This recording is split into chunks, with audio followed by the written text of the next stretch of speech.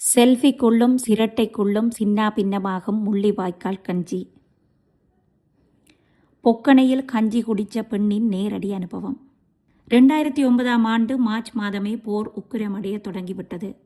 நாலா பக்கமும் குண்டுவிழ நடுவில் அகப்பட்ட எங்களுக்கு மண்மூடைகளும் பங்கர்களும் உயிர் தந்தன. பானுக்கு லைன், பருப்புக்கு லைன், கூடாரத்துக்கு லைன் என்று வகை வகையான பிரிவுகளில் வரிசைகள் ஆரம்பமாகின.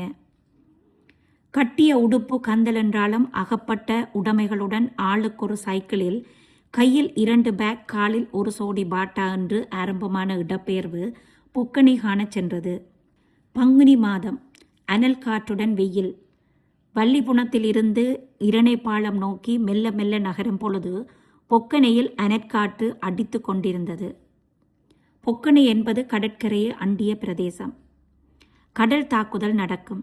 அதேபோல் வான்வழி தாக்குதலும் நடக்கும். அது மட்டுமன்றி தரை வழியாலும் ஷெல் வந்து விழும். இவ்வாறான நிலையிலும் சோறு, தண்ணி, உப்பு, இலைகுலை போட்டு குலை சோறாக ஒரு நேரம் சாப்பிட்டு 2 நேரம் பட்டினி கிடந்த வரலாற்றை யாரும் மறந்துவிட முடியாது. அதன் பின் நாட்கள் நகர நகர சோறு, பருப்பு, உப்பு, தண்ணி போட்டு சாப்பிட்டோம். நாட்கள் நகர்ந்தது. ஏப்ரல் மாதம் புத்தாண்டுடன் தாக்குதல்களின் வீரியம் அதிகரிக்க அரிசி, தண்ணி, உப்பு சேர்த்த கஞ்சி குடிக்கும் நிலைக்கு தள்ளப்பட்டு விட்டோம். கஞ்சி வைக்க அண்டாவும் இல்லை, அடுப்பெரிக்க விறகும் இல்லை. பங்கர் வாசலில் மேலாலும் நடுவாலும் குண்டுகள் தாறுமாறாக போக அரிசியை கழுவுவதும் இல்லை.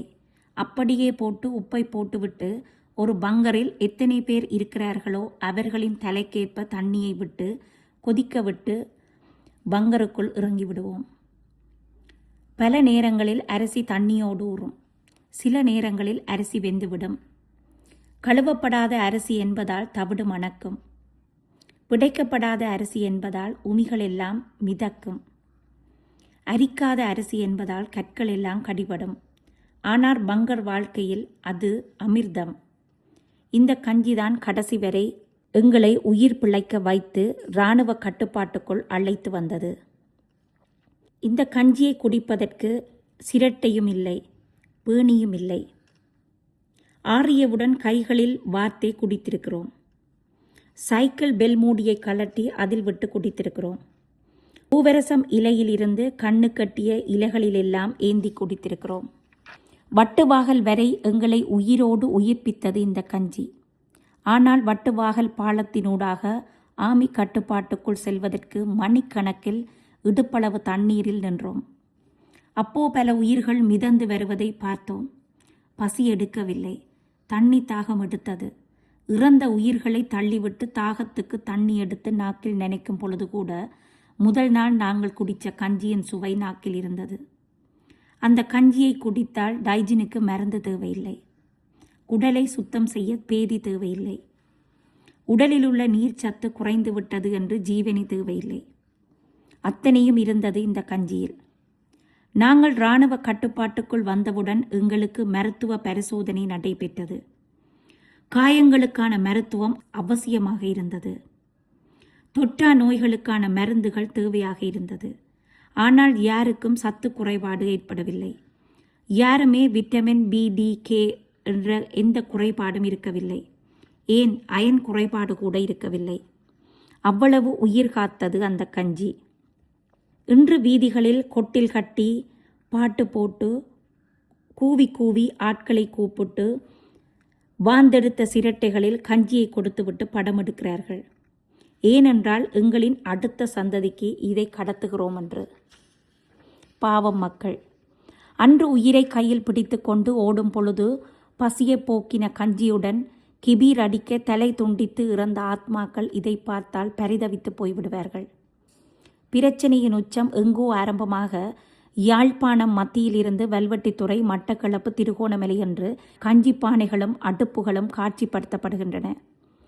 தேர்தலை மையப்படுத்திய அரசியல் தலைவர்கள் கையில் கஞ்சி சிரட்டையுடன் போஸ் கொடுத்து முகப்புத்தகத்தில் பதிவேற்றுகிறார்கள்.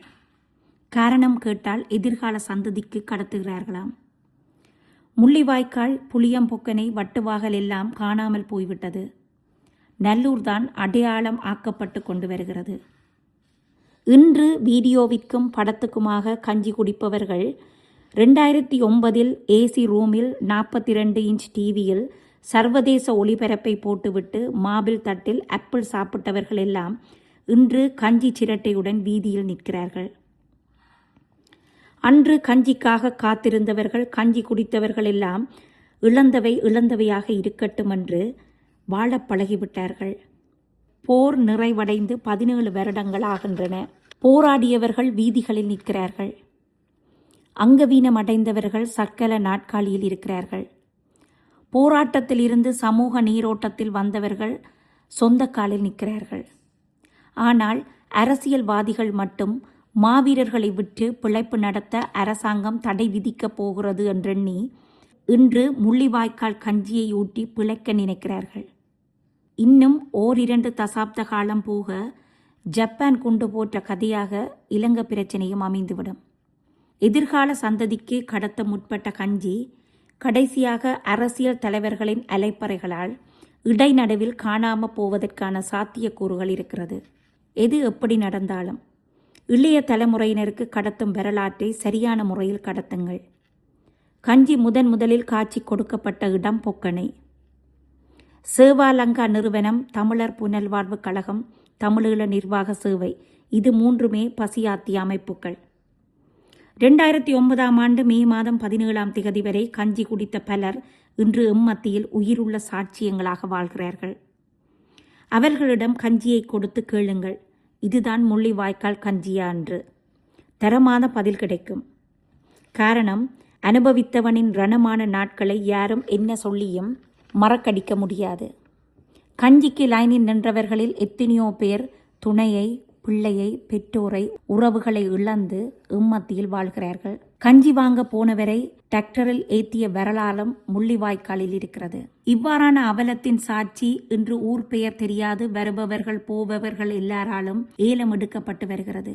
யாழ் பல்கலைக்கழகம் இதனை செய்கிறது என்றால் ஆரம்பித்த மாணவன் இன்று மைக்ரேஷன் என்ற பெயரில் புலம்பெயர்ந்திருப்பான். அரசியல்வாதிகள் செய்கிறார்கள் என்றால் கஞ்சியை வைத்து வாக்கு வேட்டைக்கு தயாராகிறார்கள் என்று அர்த்தம். அப்போ வைத்தியர்கள், பொறியியலாளர்கள் எல்லாம் கஞ்சி காய்ச்ச வரவில்லை என்றால் அவர்கள் எந்த இனம் சார்ந்தவர்கள் என்ற கேள்வி சாமானியர்கள் மத்தியில் இருக்கிறது. ஆனால் அவர்கள் வரமாட்டார்கள். காரணம், அவர்கள் உழைத்தால்தான் அவர்கள் வீட்டில் அடுப்பெரியும். 2009 ஆண்டு யுத்தம் நிறைவடைந்த பின் காய்ச்சாத கஞ்சி இன்று அரசியல் தலைமைகளால் ஏலம் எடுக்கப்படுகிறது. இதுதான் உண்மை, இதுதான் யதார்த்தம். உண்மைகள் ஊமையாகக்கூடாது.